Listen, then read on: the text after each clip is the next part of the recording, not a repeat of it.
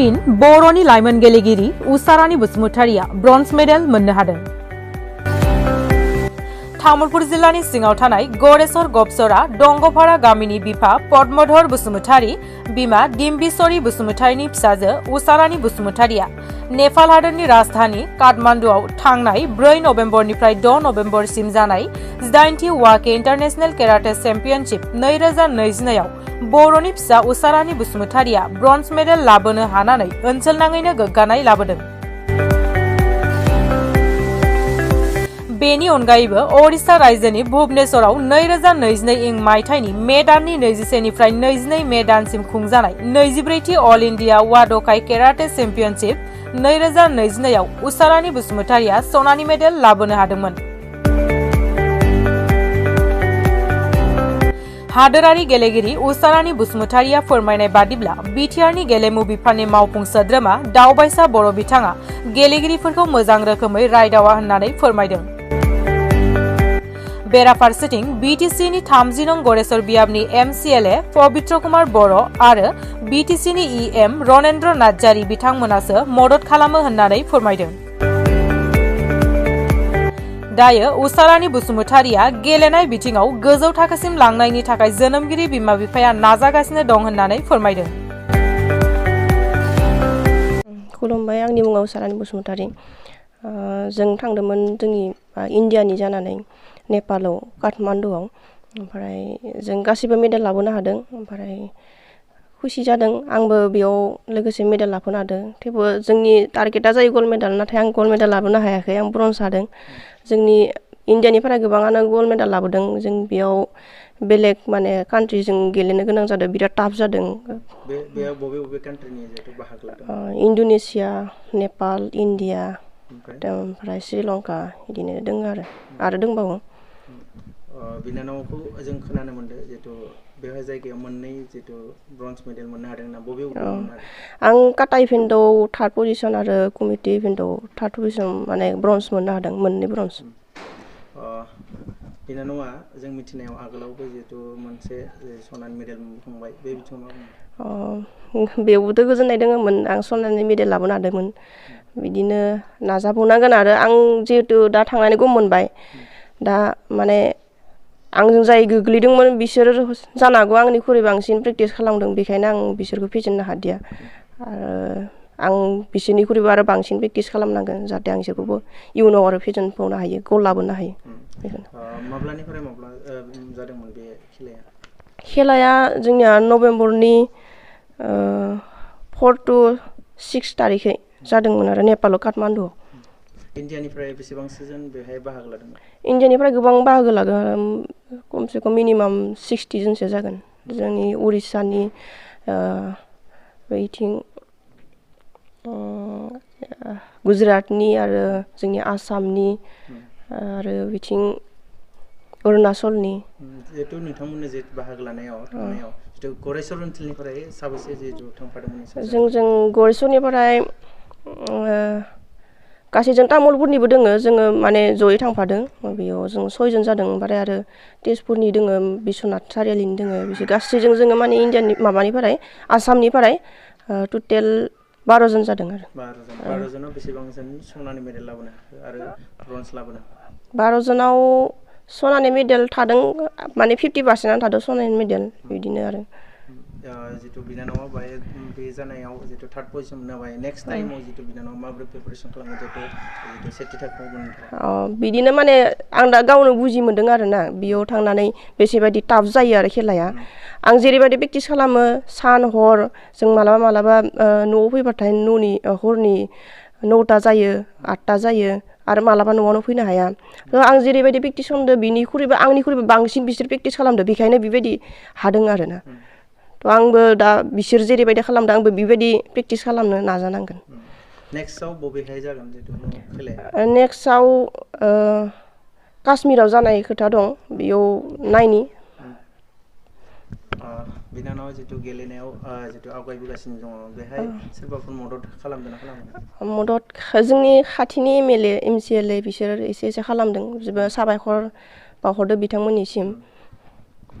जितु गोबां लाइमोनफोर दङ बिथांमोना आरो नैबे समाव गेलेनायखौ जितु एसे लानानै साननैसोनि उनाव आरो बे बिथिङाव मा बुङो बिथांमोननि थाखाय माने बिसोर साननांगौ आरो जेनेबा जों फरायनायजों लोगोसे माने साइड जेनेबा क्वालिफिकेसनबो नांगौ जेनेबा स्पर्ट्सनि थाखाय जों गावनो मोनथिदो जों जेनेबा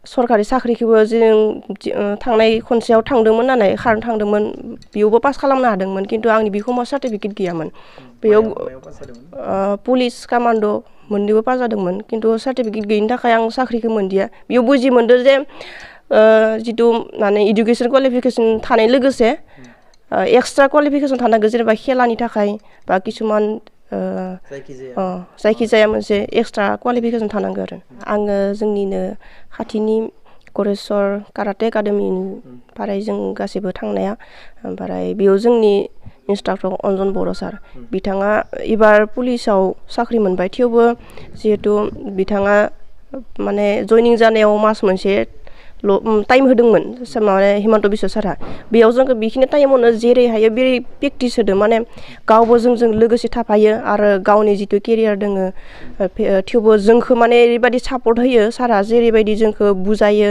माने खस्थ' खालामो बिनि थाखायसो जों बेखिनिखौ मोननो हादों दायो नोंथाङा बुंबाय जितु कच नोंथांनि जे फोरोंगिरि गुरु बिथाङा जितु साख्रि मोनबाय दायो नोंथांमोनखौ सोर फोरोङो दा बिथाङा जोंनि लोगोआव सानफ्रोमबो थागोन खारन जोंनि सारा स्पर्ट्सनि थाखायसो मोनदों स्पर्ट्सआवथ' माने खोनानो मोननाय बायदिबा बहुद माने माबा होयो रेहाय होयो जोंजों सारा जितु ट्रेनिं होखांनायनि उनाव जोंजों फैफिनगोन सारा आरो जोंजों भिडिअ कल खालामनां माने सम सम भिडिअ कल खालामनानै जोंखौ प्रेक्टिस लागोन इदि होननानै बुंदों आरो बिथांनि जितु अनगायैबो जितु खाथियाव थायाबा जितु मोजाङै जितु फोरोंथाय होनो हाया दा बिथांनि थाखाय अनगायैबो गुबुन फोरोंगिरि फैनायनि चान्स दंना गैया दङ दा जि दिना जोंनि सारा थांदोंमोन ट्रेनिं जइनिं खालामनो बे खालिनो जोंनि नावकाटानि बिनय बर' सारा जोंखौ फोरोंहोफैदों जितु दायो बिटिसि सरकारा जितु गेलेनाय बिथिङाव गोबां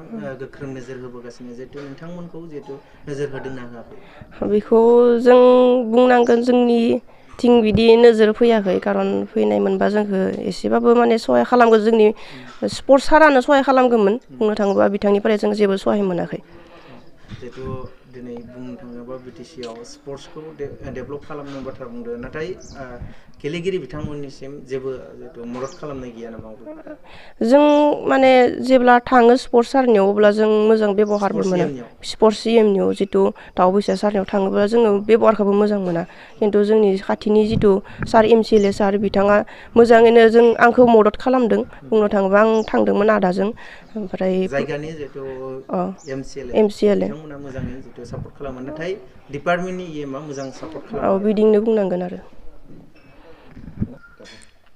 आरो जों ग्रुपै थांदोंमोन रनेन सारनियाव बिथाङाबो जोंखौ ग्रुपाव हरदों एसे आरो प्रमद बर' सारनियाव थांदोंमोन बिथाङाबो एसे जोंनो ग्रुपाव हरदों आरो नाथाय स्पर्ट्सनि जि EM बिथाङा जायबायदि गेलेगिरिफोरखौ जितु मदद खालामनांगौ बिदि खालामाखै एसेबो मदद होआखै बिथाङा थाङोब्ला बुङो माने प्रमद सारनियाव थां होननानै आरो माबाफोर बुङो नामा जेबो बुंला आं नोंथांमोननिसिम साबायखर थाग्रोबाय आं दा जोंनि जिहेतु जों गरेस्वरनि आन्दाराव गबसार होनना बुङो गबसार रेभिनिउ भिलेज गामिया सुबाया जोंनिया दंग'फारा होनना बुङो दा आंनि फिसाजो उसारानि बसुमतारिया नेपालाव इन्टारनेसनेल गेलेनो थांबाय दा आं जिहेतु ब्रन्ज मेडेल मोनदोंबाबो एसे गोसोखौ डाउट जादोंबाबो थेवबो आङो सानदों जिहेतु गेलेनाया हारिनाय जिगिनाय थाखायो ओंखायनो आं सानदों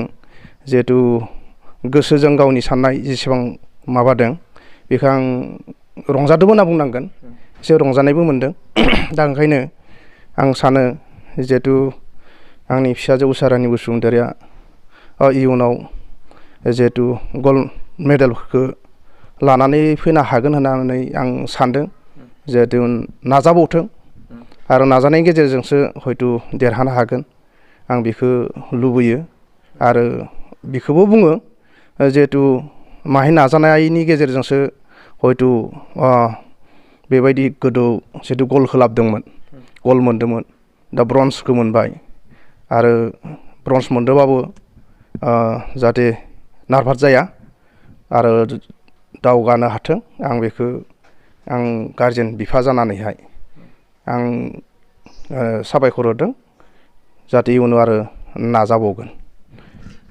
दायो आथिखालाव जों गोबां नुनो मोनो जे लाइमोनफोरखौ जे गावबा गावनि जि लाइमोन जितु इयुन जोलै दानाय बेहाय जितु मुखुब जायालासिनो जितु जौ जुवा बा बायदिसिना ड्राग्सआवसो गफंना थानायखाय बे बिथिङाव सासे नोंथाङा गोख्रों गार्जेन हिसाबै मा फोरमायनो लुबैयो? आं गार्जेन हिसाबै बेखौनो सानो जितु जों जितु बर' फिसा हिसाबै गासैबो जोंनि रायजो राजा बर'फोरनि गार्जेनजों लोगोसे जोंनि गथ' गथायफोरा जाहाथे फरायफुंनायनि गेजेराव जाहाथे बेबायदि निसा जातिय लोंनाय बेबायदि माने जुवाजों आरो ड्राग्सजों गफबनानै थाया गावनि इयुननि लाइफखौ गाव सोरजिना लानायनि लामायाव थांगोन।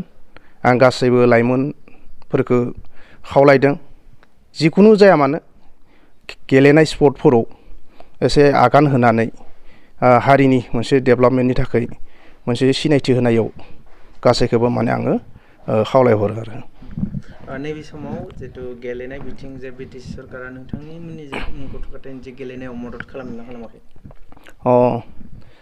आं अबसे थाङाखैबाबो बिदाजों आरो बे उसारानि बसुमतारीखौ लोगोआव सानैखौबो थिनहरदोंमोन बेबायदि आं लाइजाम माने बिदि लिरहोनानैहा जोंनि स्पर्टनि जोंनि EM सार दावबायसा सारनियाव एखारहरदों। दावबायसाया बुंना हरबाय जे प्रमद सारनियाव थां प्रमद सारनाव मा मोनो बिदि होननानैसो बुंना हरदों आरो जों सानदों स्पर्ट हिसाबै बिथांनियाव जितु गेलेग्रा हिसाबै बिथाङा एसे मोजां रोखोमै जुदि एसे माबा होयोब्ला हयथ' इयुननि गथ' गथाय लाइमोनफोरा हयथ' दावगालांनो हागोन आं बेखौ सानो।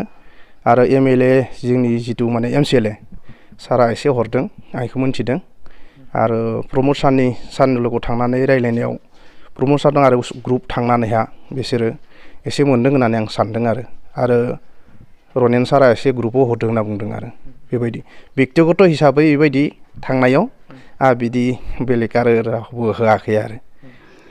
ओरैनो मोजांखौनो मोनदो थेवबो आगोलाव देसं सनानि मेडेलखौ मोन्दोंमोन देरहानो हादोंमोन थेवबो दाबो ब्रन्ज मेडेलखौ मोन्दोंबाबो गोजोननाय मोनदो। मानो होनबा खेलायाथ' खनफ्रोमबो मोजां जाया खेलाया मोनसे आरो किसुमान हानायफोरदोबो गोलैयो किसुमान आरो हायिदोबो गेलेयो होमबाबोथ' ब्रन्ज मेडेलखौ मोनदो थेवबो गोजोननाय मोनदो आंबो। इयुनाव आरो देरहाबावथो इयुनाव आफा इसोरा नायथो इयुनाव आरो गेलेनानै बेबायदिनो आरो आगोलाव जेबायदि मोनदो सनानि मेडेल बेबायदि मोनथोसै। थेवबो दा ब्रन्ज मेडेल मोनदोंबाबो थेवबो माबानाय गोसोखौ गोजोननाय